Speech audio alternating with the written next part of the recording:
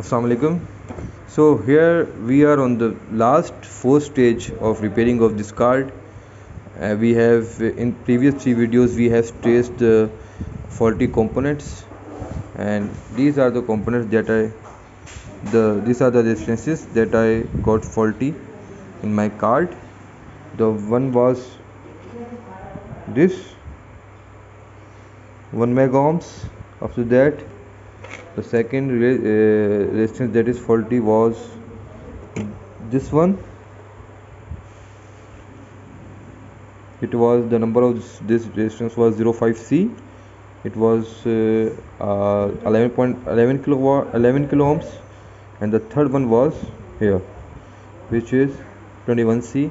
Its value is 16.2K. On the motor control card, we have one faulty resistance, that is 2 kilo ohms,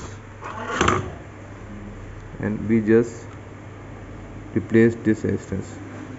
After that, we will just assemble this card and install it on machine, and I hope so this will work, and I will just make video and show it to you that the machine will be working fine. Thank you. Keep watching my videos. Khuda Hafiz.